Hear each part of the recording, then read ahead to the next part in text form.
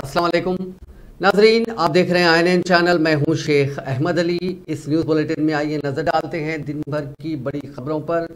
Chief secretary Telangana Somesh Kumar को उस वक्त एक बड़ा धक्का लगा जब तेलंगाना हाई कोर्ट ने मंगल को रियासत तेलंगाना को उनका अलॉटमेंट कलअदम करार दे दिया। अदालत ने सेंट्रल एडमिनिस्ट्रेटिव ट्रिब्यूनल के उस हुक्म को कलअदम करार दिया जिसके जरिए 2016 में इंडियन एडमिनिस्ट्रेटिव सर्विसेज के अहदेदारों की खिदमत तेलंगाना को अलॉट की गई थी। चीफ जस्टिस उज्जवल भोयान और जस्टिस एस नंदा पर मुश्तमिल एक डिवीजन बेंच ने CAT के हुक्म की मुअत्तली के लिए डिपार्टमेंट फॉर पर्सनल ट्रेनिंग के दाखिल करदा रिट दरखास्त से समाअत के लिए कबूल कर ली। हैदराबाद के CAT ब्रांच में 29 मार्च 2016 को एक हुक्म जारी करते हुए सोमेश कुमार को तेलंगाना अलॉट किया था। सोमेश कुमार की तरफ से पेश होने वाले वकील ने अदालत से ख्वाहिश की कि इस हुक्म को इल्तवा में रखा जाए ताकि अपील दाखिल की जा सके। हाई कोर्ट ने जुलाई में अपना हुक्म महफूज रखा था जो मंगल को सुनाया गया। 2014 में गैर मुनक़सिम आंध्र प्रदेश की 2 रियासतों आंध्र प्रदेश और तेलंगाना में तकसीम के बाद मरकजी हुकूमत ने तश्कील पाने वाले दोनों तेलुगु रियासतों आंध्र प्रदेश और तेलंगाना के लिए उन IAS और IPS अहदेदारों का दोबारा अलॉटमेंट किया था जो गैर मुनक़सिम रियासत में खिदमत अंजाम दे रहे थे। उन इक़दाम के दौरान सोमेश कुमार को आंध्र प्रदेश अलॉट किया गया था, ताहम वो सेंट्रल एडमिनिस्ट्रेटिव ट्रिब्यूनल से रुजू होते हुए आंध्र प्रदेश कैडर के लिए अपने अलॉटमेंट पर हुक्म इल्तवा हासिल किया, जिसके बाद से वो 2019 से तेलंगाना में चीफ सेक्रेटरी की हैसियत से खिदमत अंजाम दे रहे हैं। सोमेश कुमार उन 16 अहदेदारों में शामिल है जिन्होंने तेलंगाना में खिदमत की अंजामदही के लिए CAT से अहकाम हासिल किए थे। डिपार्टमेंट फॉर पर्सनल ट्रेनिंग ने CAT हैदराबाद ब्रांच के हुक्म इल्तवा को हाईकोर्ट में चैलेंज किया था। इसके बाद हाईकोर्ट ने उनके as a chief secretary continuation पर रोक लगा दी और उन्हें फौरी आंध्र प्रदेश जाने का हुक्म जारी किया। इस पर 3 हफ्ते का वक्त उन्हें दिया गया है। तेलंगाना प्रदेश कांग्रेस कमेटी के सदर ए रेवंत रेड्डी ने चीफ सेक्रेटरी सोमेश कुमार के मामले में हाई कोर्ट के फैसले का खैर मकदम किया। रेवंत रेड्डी ने इल्जाम लगाया कि सोमेश कुमार बिहार गैंग के लीडर हैं और उन्हें फौरी तौर पर ओहदे से हटा दिया जाना चाहिए। उन्होंने मुतालबा किया कि चीफ सेक्रेटरी की हैसियत से सोमेश कुमार ने अब तक जो फैसले लिए हैं उन पर नजरसानी की जाए और CBI उनकी तहकीकात करे। उन्होंने कहा कि सोमेश कुमार के जरिए लाए गए धरानी पोर्टल को मनसूख किया जाना चाहिए। उन्होंने ये भी इल्जाम लगाया कि सोमेश कुमार धरानी में गलतियों की वजह से किसानों की कई खुदकुशियों के लिए जिम्मेदार हैं। TPCC सदर ने मशवरा दिया कि तेलंगाना इलाके के IAS अफसरान को तरजीह दी जानी चाहिए। कांग्रेस पार्टी 26 जनवरी से हैदराबाद में हाथ से हाथ जोड़ो अभियान के कामयाब इनेकाद के लिए वसी इंतजाम कर रही है। हैदराबाद डिस्ट्रिक्ट कांग्रेस कमेटी के सदर समीर वलीउल्लाह ने मंगल को गांधी भवन में एक मीटिंग मुनक्किद की जिसमें शहर हैदराबाद के तमाम डिवीजनों में हाथ से हाथ जोड़ो अभियान की तैयारियों का जायजा लिया गया। इजलास में कई अहम फैसले भी किए गए। बाद मीडिया के नुमाइंदों से बात करते हुए समीर वलीउल्लाह ने बताया कि कांग्रेस पार्टी हाथ से हाथ जोड़ो अभियान के एक हिस्से के तौर पर हैदराबाद शहर के तमाम हिस्सों में क्रिकेट टूर्नामेंट, मेडिकल कैंप्स और स्ट्रीट कॉर्नर मीटिंग्स का इनेकाद करेगी। उन्होंने कहा कि तमाम असेंबली हलकों में मेडिकल कैंप्स लगाए जाएंगे जबकि तमाम म्यूनसिपल डिवीजन्स में क्रिकेट टूर्नामेंट का इनेकाद किया जाएगा। मजीद ये कि AICC लीडर राहुल गांधी की भारत जोड़ो यात्रा के पैगाम को पहुंचाने के लिए म्यूनसिपल वार्ड्स में स्ट्रीट कॉर्नर मीटिंग्स मुनक्किद की जाएंगी।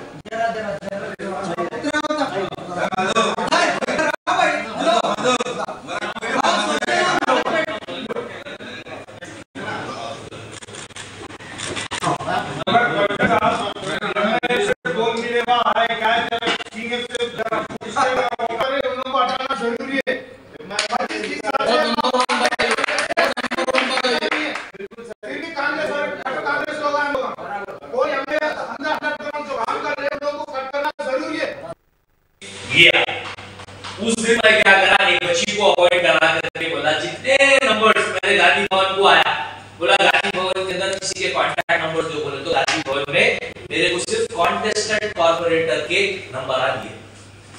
यहाँ तक के जैसा अन्ना लोगा है, अन्ना लोगा कॉन्टेस्टेड एमएलए, मगर आप लोगों का भी डेटा गांधी भवन में नहीं था। हमारे को मिले गिनती के 30 नंबर, वो 30 नंबर से हम लोग वहां से जोड़ना शुरू करें। आज हम हर किसी को कॉल करके ग्रुप बना के मैसेज भेज रहे, कॉल करके बोल रहे कि आप लोग आओ अपन बैठिए मीटिंग करेंगे। वरना आज जो हमारे पास जो रिस्पांस आ रहा, जो आपस में जो रिस्पांस आ रहा वो इतना कमजोर है कि ये अब मीटिंग करते हुए भी हो जाए।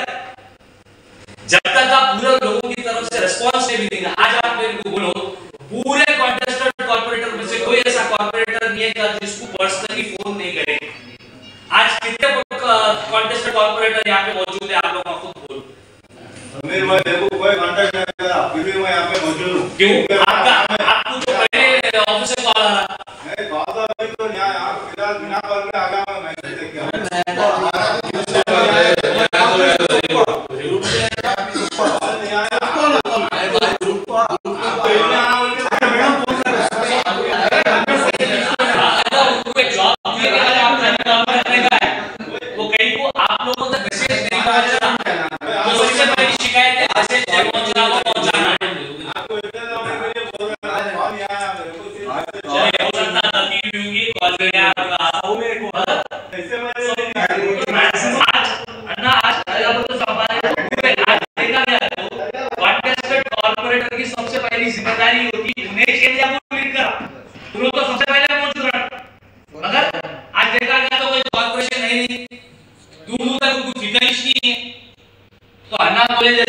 जबरदस्ती दिए तो ये होता। जिसको दुगला, जिसको तकलीफ है वो यहाँ पे मौजूद है, जिसको तकलीफ नहीं है वो यहाँ पे मौजूद नहीं है। जब हम एक दूसरे को, अगर आज आपकी जो नाराजगी है वो 100% सही है कि पीसीसी डेलीगेट नहीं दिए, नेग्लेक्ट करे हमारी भी तो क्या, हम भी क्या आगे बढ़ के जा रहे, हम हमारी इज्जत को गवा दिए, हमारे को हमारी इज्जत छीन के वापस लेने का है पार्टी में। हम आज जाएंगे, हम ये काम करें बोल के बता के इज्जत लेना है, मेरे को भी लेना है, आपको लेना है, सबको अपनी इज्जत जाके वापस लेने का है। आज यहाँ पे हम हमारी इज्जत गवा दी, आज हमारे को कांग्रेस के साबिक रुकन पार्लियामेंट वी हनुमंतराव ने इल्जाम लगाया कि रियासत की बीआरएस हुकूमत ने पंचायत राज निजाम को बर्बाद कर दिया। उन्होंने कहा कि पिछली कांग्रेस हुकूमतों ने गांव की तरक्की के लिए पंचायत राज निजाम को मजबूत बनाने कानून साजी की थी और सरपंचों को कई इख्तियारात दिए थे, लेकिन वजीर आला चंद्रशेखर राव ने पूरा निजाम ठप करते हुए रियासत में डिक्टेटरशिप तर्ज की हुक्मरानी कायम की है। पंचायती राज 73-71 के पंचायती राज नगर पालिका 5 साल को इलेक्शन होना, जब तक गांव तरक्की नहीं होता, महात्मा गांधी का ग्रामाल अभिवृद्धि चंदी नाडे देश आगे बढ़ता बोला, तो वो काम राजीव गांधी करके गया। मगर आज केंद्र सरकार से जो पैसे मिल रहे आज तक वो पैसे किधर जा रहे नहीं मालूम। दूसरी बात, फार्मा सिटी जो बनाने से पहले हर आदमी जो जमीन लेना है तो जमीन वाला दिए तो ही लेना, जबरदस्ती दादागिरी करके लेना नहीं है, उस पर भी अन्याय हो रहा। तीसरा पॉइंट क्या है, धरनी के वास्ते जो देश भर में जो जमीन है उसके वास्ते सर्वे के वास्ते केंद्र सरकार पैसे दिए। मगर आज एक इंसिडेंट हुआ 1981 में, इंदिरा गांधी गरीबों के वास्ते एक सरमाएदार रागी कृष्णा रेड्डी के पास 500-600 एकड़ था, उसमें से 100 एकड़ गरीबों को दिया, एससीओ को, जो लेफ्ट पार्टी मादी वालों। उसमें से 10 लोग में 2 लोग मर गए, तो वही रागी कृष्णा रेड्डी के बेटे फोर्जरी सिग्नेचर करके हाई कोर्ट में ऑर्डर ला लिए। उसके बाद रेवेन्यू कुछ गए, 1981 से 2009 तक उनका नाम निकाल दिए। वो लोग रोड पे है, तो ये धरनी किसके वास्ते है? सरमाएदारों के वास्ते क्या, पूंजीपतियों के वास्ते है क्या? इंदिरा गांधी का जो कर्ज दिए असाइन लैंड ले रहे, गरीबों को दिए तो खेत का भी वापस ले रहे, तो इसके ऊपर से बराबर लड़ना चाहिए। हमारे पंडित संजय से मेरी गुजारिश है, बात करें कि केसीआर को जेल को भी जा, तुम बोल रहा कब भी जाता भाई, पहले तो तुम केंद्र सरकार में तुम्हारा चूका आता भाषण दे के चले आता, दूसरा आता भाषण दे, तुम्हारे सरकार का पैसा क्या हुआ क्यों नहीं पूछे, धरने में बेईमानी हुआ तो क्यों नहीं पूछे। इसके वास्ते हम लड़ते। वैसी हमारे महबूबनगर में नागर कर्नूल में एक शेड्यूल कास्ट शेड्यूल ट्राइब दोनों को भी TRS वाले मारे, हम बराबर। वजीर बल्दी नजमुल केटी रामाराव ने कहा कि सिरसिला जिले में कोऑपरेटिव इलेक्ट्रिक सप्लाई सोसाइटी यानी CSS के इंतखाबात में कामयाबी हासिल न करने वाली बीजेपी किस तरह रियासत में कामयाबी हासिल करेगी। उन्होंने कहा कि सिरसिला सेस के इंतखाबात सिर्फ एक ट्रेलर थे, असल सिनेमा 2023 के इंतखाबात में दिखाई जाएगी। उन्होंने आज सिलसिला में सेस इंतखाबात में BRS पार्टी के उम्मीदवारों की शानदार कामयाबी के ज़िम्मन में मुनक्किदा इजहार तशक्कुर तकरीब से खिताब करते हुए ये बात कही। अपने खिताब के दौरान वजीर इंडस्ट्रीज व IT केटी रामाराव ने बीजेपी के रियासती सदर बंडी संजय और मरकजी वजीर सयाहत किशन रेड्डी को शदीद तनकीद का निशाना बनाया। उन्होंने कहा कि सिलसिला सेस के इंतखाबात में दौलत के बल पर कामयाबी हासिल करने की बीजेपी ने काफ़ी कोशिश की। इंतखाबी मुहिम के दौरान बंडी संजय ने 5 करोड़ रुपए साथ आए थे और वो उम्मीदवारों में उसे तकसीम करने की कोशिश कर रहे थे, लेकिन उनमें से चंद उम्मीदवारों ने उन्हें फोन पर इसकी इत्तला दी। उन्होंने कहा कि सेस इंतखाबात में हुकूमत तकसीम करने वाली पार्टी किस तरह BRS के खिलाफ मुकाबला करते हुए कामयाबी हासिल करेगी। దయచేసి పిల్లల్ని ఇబ్బంది పెట్టకపోతే మంచిది, ఎందుకంటే రాజకీయ ప్రోగ్రాంలలో మాకు జనరల్గా 1 గంట ఆలస్యం అవుతుంది, 1 గంట ముందు 1 గంట వెనక అవుతుంది. పిల్లల్ని కూర్చోపెట్టకపోతేనే మంచిది. ఇవి నెక్స్ట్ టైం అన్నా దయచేసి వాళ్ళని ఇబ్బంది పెట్టద్దు. మేడం మీరు వెళ్ళిపోతా అంటే వెళ్ళిపోవచ్చు, మీరందరూ పిల్లలు కావాలంటే వెళ్ళిపోవచ్చు, ఎందుకంటే వాళ్ళకి బోర్ కొడుతుండొచ్చు ఇప్పటికే. వాళ్ళు కావాలంటే దయచేసి పంపించండి. ఈరోజు ఇక్కడికి నేను రవిశంకర్ గారు నేను మంత్రిగా వచ్చిన అన్నారు. నేను మంత్రిగా రాలేదు, మన్మడుగా వచ్చిన ఈ ఊరికి. కాబట్టి మీరు ఏదైతే నువ్వు కూర్చున్నావు నువ్వు ఆగురా భయ్, అరే అరే దండం పెడతారా భయ్, లొల్లు పెట్టకరా భయ్, ప్లీజ్ లొల్లు పెట్టక. అంటే నేను ఆగ్రా భయ్ దండం పెడతా ఉర్రకు పక్కగానే ఓటం. ఎందుకంటే అంటే ప్రతి ఎండాకాలం దాదాపు మా తాతకి నేను మొదటి మనమని కేశవరావు గారికి నేను మొదటి మనమని దాని చప్పట్లు కొట్టింది రా భయ్. ఒకడు మొదటోడు ఉంటాడు, ఒకడు నడిపోడు ఉంటాడు, ఒకడు అక్కడ ఉంటాడు, గండ్ల సపోర్ట్లు కొట్టింది పడదు. ఇది బాగా నేను మొదటి మనమని. ఎందుకంటే वजीर सेहत हरीश राव ने कहा कि आंखों की रोशनी के प्रोग्राम का दूसरा मरहला यानी कंटी वेलुगु जो 18 जनवरी से शुरू किया जाएगा उसे कामयाब बनाया जाए। उन्होंने इस प्रोग्राम के दूसरे मरहले के सिलसिले में सिद्दीपेट कलेक्ट्रेट में मुनक्किदा कॉन्फ्रेंस में शिरकत की। इस मौके पर उन्होंने कहा कि वज़ीर आला KCR प्रोग्राम का दूसरा मरहला शुरू कर रहे हैं ताकि रियासत में किसी को आंखों की तकलीफ ना हो। उन्होंने कहा कि 18 जनवरी से 30 जून तक मुनक्किद होने वाले इस प्रोग्राम के दूसरे मरहले का खम्मम जिले से आगाज किया जाएगा।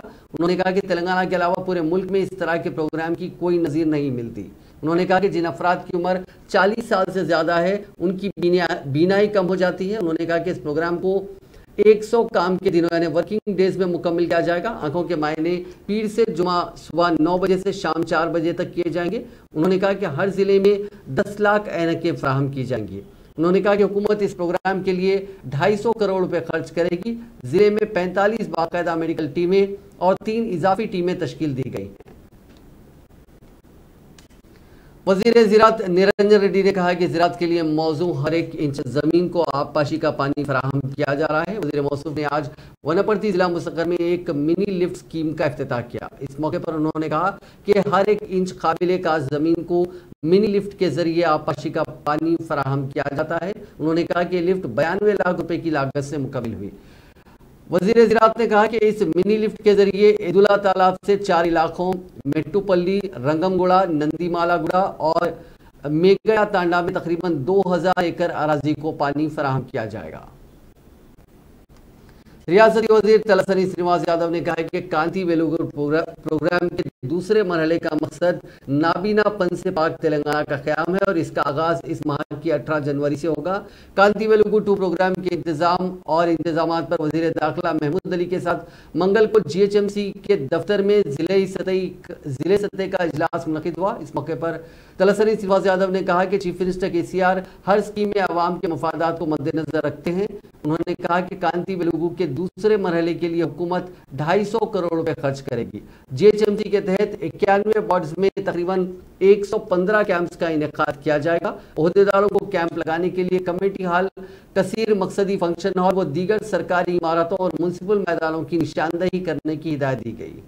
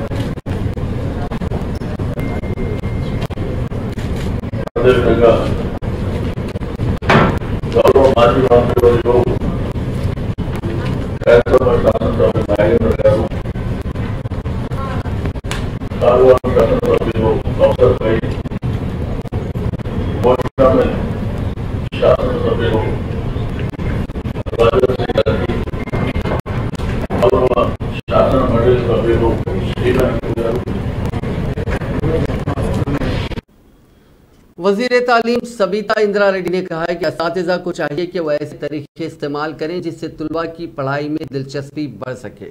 वो मंगल को विकाराबाद के चंद्रायन पल्ली में कस्तूरबा गांधी गर्ल्स स्कूल में नए कमरों और लेबोरेटरीज का इफ्तिताह करने के बाद बात कर रही थी। इस मौके पर उनका कहना था कि दही इलाकों में जवाहरात मौजूद हैं, अगर उनकी सही शिनाख्त और पॉलिश की जाए तो ये जादू कर देंगे। उन्होंने कहा कि माजी में लड़कियों को तालीम देना मुश्किल था, लेकिन हुकूमत की तरफ से फराहम की जाने वाली सहूलियात की वजह से आज यूनिवर्सिटियां लड़कियों से भरी पड़ी हैं।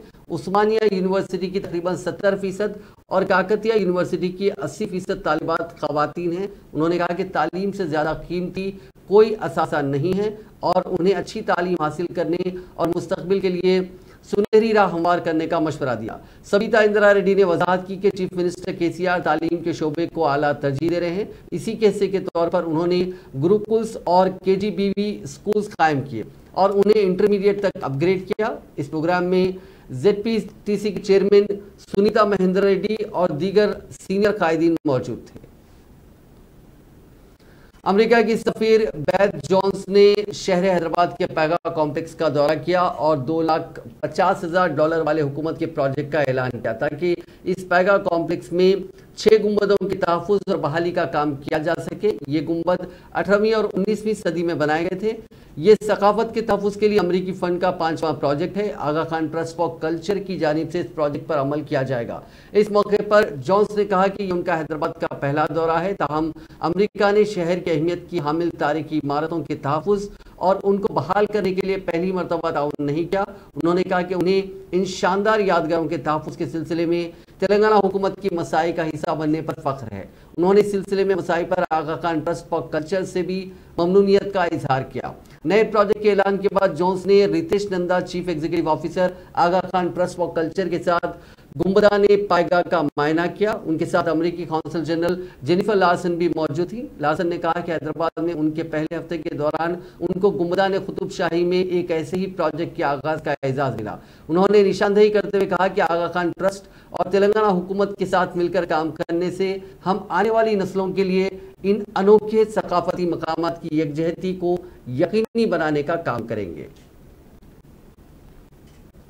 मौलाना मुफ्ती सादिक मोइनुद्दीन फ़हीम को यूनाइटेड मुस्लिम फोरम का नया सदर मुंतखब कर लिया गया। फोरम का आज एक खुसूसी इजलास मुनक्किद करते हुए नए सदर का इंतखाब किया गया। इस इजलास में उलमाए किराम, मशाइखीन उज़्ज़ाम और मुअज़्ज़िज़ीन ने कौमी और रियासती सतह के मिली मसाइल पर तफसीली तौर पर तबादला ख्याल किया और इस बात पर हैरत का इजहार किया कि रियासत तेलंगाना में मुस्लिम मसाइल की यकसोई के लिए हुकूमत की जानिब से लापरवाही की जा रही है। मुसलमानों की फलाह बहबूद के लिए कायम करदा सरकारी इदारे अमली तौर पर गैर कारकर्द होकर रह गए हैं। अक़लियतों के मसाइल उसी तरह नज़रअंदाज होंगे तो इस ज़िमन में मौसर हिकमत अमली तैयार करने का फैसला किया गया।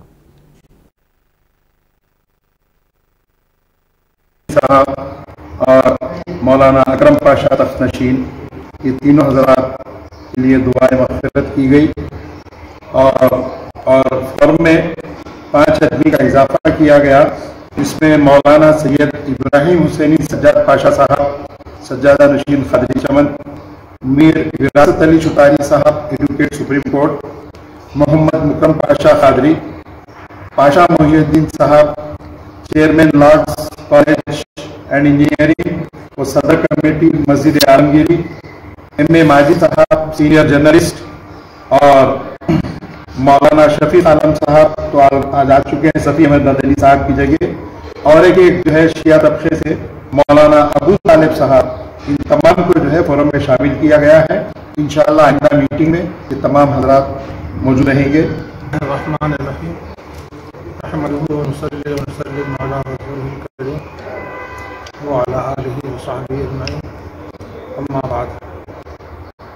अल्हम्दुलिल्लाह आज उसके यूनाइटेड फोरम का इजलास मुनक़िद हुआ।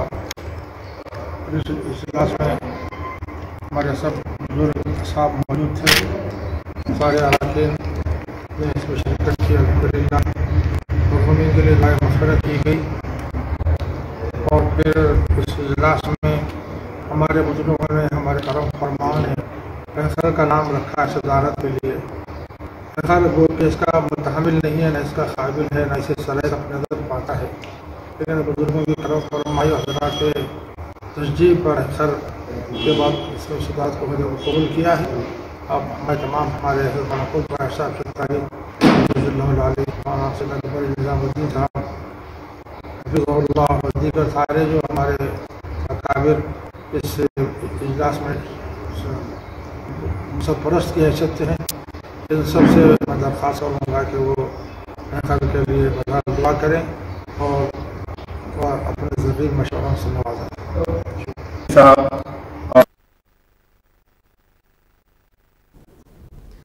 तेलंगाना हुकूमत ने रियासती वक्फ बोर्ड के CEO और डायरेक्टर अक़लियती बहबूद शाहनवाज कासिम IPS की खिदमात को महकमे दाखिला के लिए वापस ले लिया और उनकी जगह secretary Telangana minority residential education institutional society B Shafiullah को डायरेक्टर अक़लियती बहबूद, CEO वक्फ बोर्ड और डायरेक्टर उर्दू अकेडमी के अलावा डायरेक्टर माइनॉरिटी स्टडी सर्कल की जिम्मेदारी सौंपी है। सर्दी की शिद्दत बरकरार है। रियासत में दर्जे हरारत में तेजी से गिरावट हो रही है। सर्द हवाएं चलने की वजह से लोग घरों से बाहर निकलने से खौफजदा हैं। इसके अलावा मुसलसिल 4 दिनों से सर्दी की शिद्दत में इजाफा हुआ है और तेलंगाना के कई अजला में वाहिद यानी सिंगल डिजिट अदद दर्जे हरारत रिकॉर्ड किया जा रहा है। बिलखुसूस आदिलाबाद जिले में दर्जे हरारत शदीद तौर पर मुतासिर है। संगारेड्डी जिले के न्यालकल में दर्जे हरारत 7.5 डिग्री सेल्सियस रिकॉर्ड किया गया। जिले सिद्दीपेट के अंगड़ी किश्तापुर में अकल तरीन दर्जे हरारत 9.1 डिग्री सेल्सियस रिकॉर्ड किया गया। इसी तरह रियासत के मुख्तलिफ इलाकों में दर्जे हरारत में काफ़ी गिरावट दर्ज की गई है। दिन के वक्त दर्जे हरारत मामूल पर दर्ज किया जा रहा है, तहम रात के दर्जे हरारत में नुमाया कमी वाक़ हुई है। सर्दी की वजह से ज़ईफ़ अफराद और बच्चे मुश्किलात का शिकार हैं। सुबह 10 बजे तक सर्दी के असर के बायस वो रोज़मर्रा के कामों में ताख़ीर से जा रहे हैं। तेलंगाना से संक्रांति मनाने के लिए बड़े पैमाने पर मुसाफिरीन की आंध्र प्रदेश आमद के पेश नज़र आंध्र प्रदेश के महकमे ट्रांसपोर्ट के अहदेदारों ने मुसाफिरीन से जायद किराया वसूल करने के खिलाफ प्राइवेट ट्रैवल्स की बसों के मालिकीन को इंतबाह दिया। मुसाफिरीन की तादाद में इजाफे के पेश नज़र हर साल प्राइवेट ट्रैवल्स की बसों के किराए में अचानक इजाफे की शिकायत का नोट लेते हुए महकमे ट्रांसपोर्ट ने खबरदार किया कि जायद किराए की वसूल की शिकायत पर बसों को जब्त करने समेत मुकदमा दर्ज किए जाएंगे। महकमे ने कहा कि रियासत भर में फेस्टिवल सीजन के अख्तिताम तक इस खुसूस में तलाशी मुहिम चलाई जाएगी ताकि जायद किराए की वसूली करने वाले प्राइवेट ट्रैवल्स के जिम्मेदारों को पकड़ा जा सके। साथ ही कवायद की खिलाफ वर्जी करने वालों पर भी महकमे ट्रांसपोर्ट की नजर रहेगी। महकमे ने निशानदेही करते हुए कहा कि जिन बसों के पास मुनासिब सर्टिफिकेट और फिटनेस नहीं है उन्हें जब्त कर लिया जाएगा। साउथ सेंट्रल रेलवे ने मुसाफिरों की सहूलत के लिए आंध्र प्रदेश के विजयवाड़ा रेलवे स्टेशन पर रोबोटिक मसाज खिदमात दस्तयाब करवाई हैं। इस रोबोटिक मसाज सेंटर का इफ्तिताह साउथ सेंट्रल रेलवे के डिविजनल मैनेजर शिवेंद्र मोहन ने किया। रोबोटिक मसाज के जरिए मुसाफिर जिस्म और पांव की मालिश की खिदमात हासिल कर सकते हैं। यह massage centre Vijayawada railway station के प्लेटफॉर्म नंबर 1 पर 84 मुरब्बा फीट के इलाके में कायम किया गया है। इसमें 2 रोबोटिक बॉडी मसाज कुर्सियां और एक पिट मसाज कुर्सी मुसाफिरों के लिए दस्तयाब करवाई गई है। IRS के सीनियर DCMV राम बाबू ने कहा कि मसाज सेंटर आमदनी में इजाफे के किस्से के तौर पर कायम किया गया। दिन के वक्त बहुत से मुसाफिर ट्रेनों के लिए प्लेटफॉर्म के ऊपर नजर आते हैं। उन्होंने कहा कि मुसाफिर बॉडी मसाज के लिए 60 रुपए और पाँव की मालिश के लिए 30 रुपए अदा करके रोबोटिक मसाज की खिदमात हासिल कर सकते हैं। सीनियर IPS ओहदेदार स्वाति लखरा ने तेलंगाना स्टेट स्पेशल पुलिस यानी TSSP बटालियन की एडिशनल डायरेक्टर जनरल के ओहदे की जिम्मेदारी संभाल ली। स्वाति लखरा गुज़िश्ता 4 सालों से additional DG Telangana women security department के तौर पर खिदमात अंजाम दे रही थी। हाल ही में तेलंगाना हुकूमत ने बड़े पैमाने पर IPS ओहदेदारों के तबादले किए और स्वाति लखरा को नई जिम्मेदारी सौंपी गई। एक बाप ने अपने शराबी बेटे की हरकतों से तंग आकर उसका कत्ल कर दिया। यह वारदात तेलंगाना के जिले महबूब नगर के इंदिरा कल में पेश आई। तफसीलात के मुताबिक नरसिम्हा रेड्डी वेमलम्मा जोड़े के 3 बेटे हैं। सबसे बड़ा बेटा श्रीकांत रेड्डी शराब नोशी का आदी था और हमेशा अपने वालिदैन को परेशान करता था। श्रीकांत रेड्डी कल शाम को नशे की हालत में घर वापस आया। उसने अपने वालिदैन से झगड़ा किया। इसी दौरान बरहमी के आलम में उसके बाप ने उसे पत्थर से जोर से मारा, जिसके नतीजे में वो मौके पर ही हलाक हो गया। बाद नरसिम्हा रेड्डी और उसकी बीवी ने धान की घास लाकर लाश पर डाल दी और पेट्रोल डालकर आग लगा दी। एक और बेटे रविंद्र रेड्डी ने इस वाकये की पुलिस से शिकायत की। पुलिस ने मुकदमा दर्ज कर लिया। सिद्दीपेट में एक आबपाशी नहर में कार के गिर जाने के बायस एक ही खानदान के 5 अफराद फौत हो गए। हैदराबाद को मौसूला इत्तला में बताया गया कि मारुति आल्टो कार में 6 अफराद सफर कर रहे थे जो बेकाबू हो गई और जगदेवपुर के मिनी गुडप्पा में मल्लन्ना मंदिर के करीब LIS नहर में गिर पड़ी। मुकामी अवाम ने बताया कि इस कार में 6 अफराद सवार थे, जिनमें 3 खवातीन और 1 बच्चा शामिल है। उन अफराद ने कार से 5 लाशें निकालने में कामयाबी हासिल कर ली और एक दूसरे शख्स को गजवेल के सरकारी अस्पताल में शरीक करवा दिया गया जो शदीद जख्मी हो गया था। भद्रादरी कुत्तगुडम जिले में पेश आए सड़क हादसे में 14 मुसाफिरीन जख्मी हो गए। यह हादसा आज सुबह के अवैन सातों में जिला मुस्तकर के मंगलावनम इलाके में उस वक्त पेश आया जब हैदराबाद से जाने वाली तेज रफ्तार RTC बस के ड्राइवर ने उसका तवाजुन खो दिया, जिसके नतीजे में ये बस डिवाइडर से टकरा गई और इसमें सवार मुसाफिरीन में से 14 मुसाफिरीन जख्मी हो गए। इस हादसे की इत्तला मिलते ही पुलिस ने मौके पर पहुंचकर इमदादी कार्रवाइयां शुरू की। पुलिस ने जख्मी मुसाफिरीन को इलाज के लिए सरकारी अस्पताल मुंतकिल किया। पुलिस कांस्टेबल के इम्तिहान में नाकामी पर एक नौजवान ने खुदकुशी कर ली। ये वाकया तेलंगाना के मंचिर्याल जिले के नैनिल्ला मंडल मुस्तकर में पेश आया। जराये के मुताबिक 20 साल पी रघु नामी नौजवान ने गांव के मजाफात में एक दरख्त से फांसी लेकर खुदकुशी कर ली। पुलिस कांस्टेबल ने हालिया इवेंट में नाकामी के सबब उसने ये इंतहाई इकदाम किया। इस वाक़े के साथ ही गांव में गम की लहर दौड़ गई। मुकामी अफराद ने इस वाक़े की इत्तला पुलिस को दी, जिसके बाद पुलिस ने वहां पहुंचकर लाश को पोस्टमार्टम के लिए भेज दिया। वनासलीपुरम में एक बिजनेसमैन के कब्जे से 50 लाख रुपए छीन लिए जाने के वाकये में उस वक्त एक नया मोड़ आ गया जब पुलिस ने शुबा जाहिर किया कि रकम हवाला मामलात की हो सकती है। जुमे को वेंकटराम रेड्डी नामी बिजनेसमैन ने पुलिस में शिकायत दर्ज करवाई थी कि नामालूम अफराद ने उनसे 50 लाख रुपए छीन लिए। इससे कबल उस बिजनेसमैन ने पुलिस से कहा था कि उससे 2 करोड़ रुपए छीन लिए गए।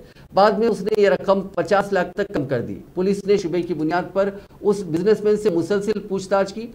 पीर को ही वेंकटराम रेड्डी के मकान की तलाशी ली गई, जहां से गैर महसूब भारी रकम की दस्तयाबी का इल्म हुआ। बिजनेसमैन ने मकान में भारी रकम की दस्तयाबी के बारे में कोई इत्मीनान बख्श जवाब नहीं दिया और मुसलसिल पूछताछ के बाद समझा जाता है कि ये इतराफ कर लिया कि वो बार एंड रेस्टोरेंट की आड़ में हवाला का कारोबार करता है।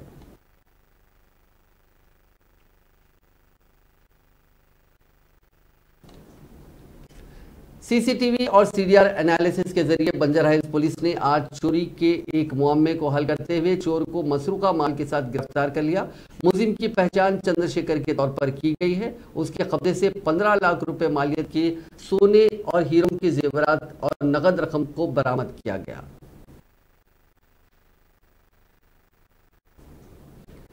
नाजरीन, इस न्यूज बुलेटिन में बस इतना ही। आप देखते रहिए INN चैनल।